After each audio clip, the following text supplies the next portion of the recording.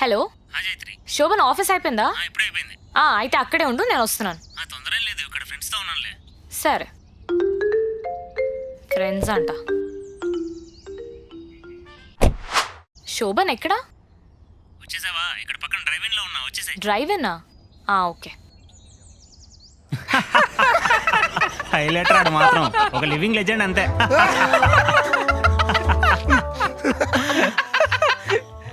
Hi. ఏంటి అంతలా నవ్వుతున్నారు? ఏం లేదులే. ఏం లేకుండా ఎందుకు నవ్వుతారు? ఏదో జోక్ ఉండే ఉంటుంది కదా.